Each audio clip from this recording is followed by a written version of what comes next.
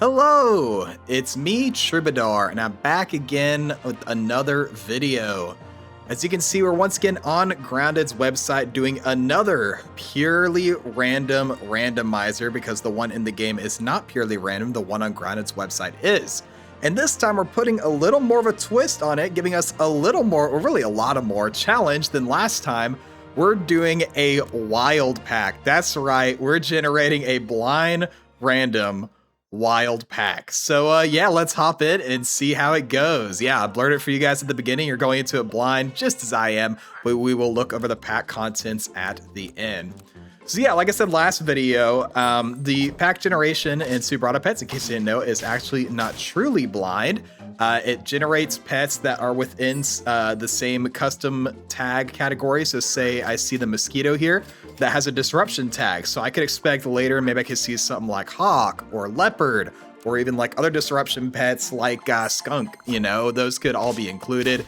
But with a purely random generation, such as the one on Grounded's website, you have no idea what you're gonna get. I mean, it could just get a bunch of junk. Like you saw Nudibranch there, like it could be Fairy Dust here is the only mana generation for the Nudibranch. I won't know, you know, until I play the pack, so. But hey, you know what always helps when you don't know what the pack is? It's buying an early Barnacle and then just, you know, seeing what happens, you know? The thing with Barnacles, if you get it early and you can get decent, you know, shop luck, like it can carry you through a whole game. Though my general opinion is like after a few turns, if I'm just not finding the right pets in the shop and I keep losing, I'm gonna say screw it, I'm gonna start rolling, you know? But yeah, I talked about in the last video, but for those that weren't around back in the day, the custom pack generation in superautopets used to be purely random like it is here on Grounded's website.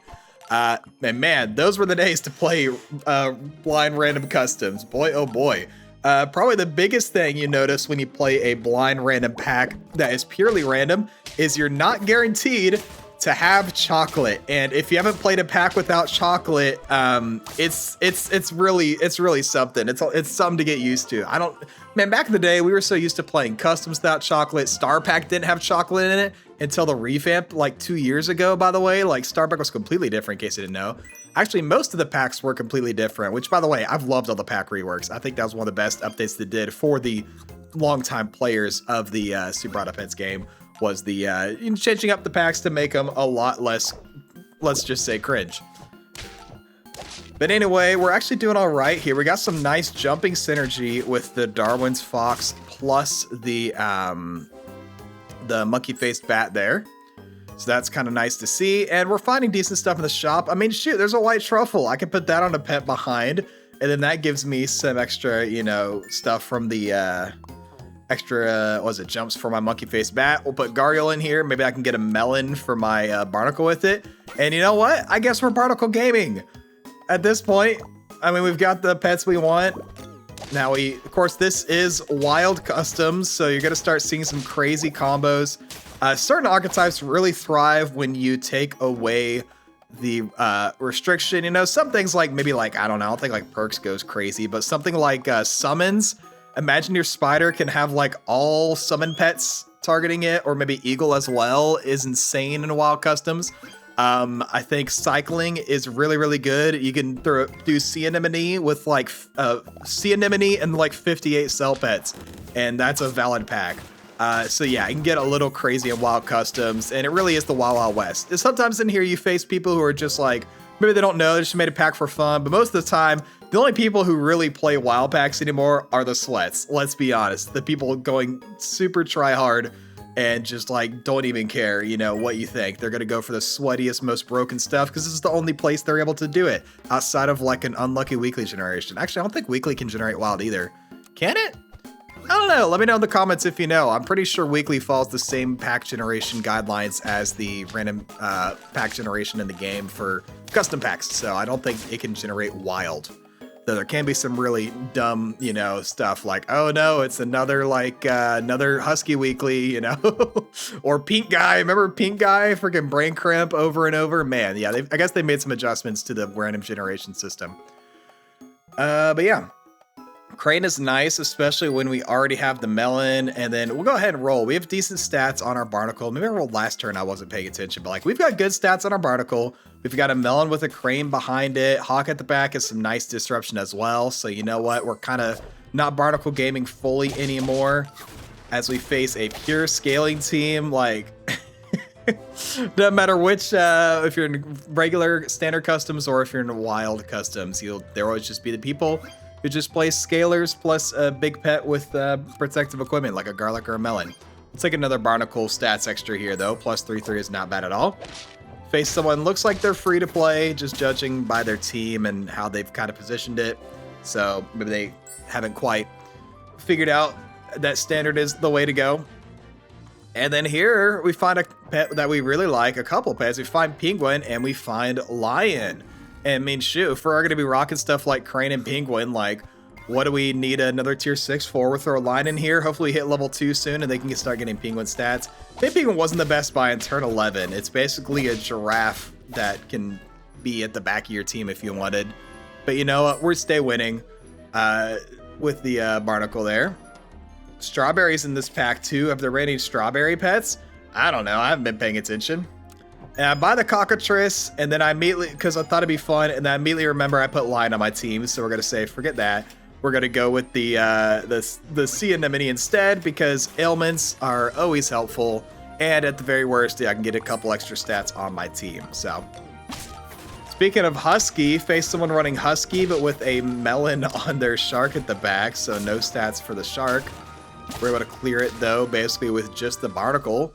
And honestly, we've worked out all right. I mean, just like the last purely blind random video we did, it's just, I hit the right, you know, all you got to do is just hit some scalers and get some decent shop luck.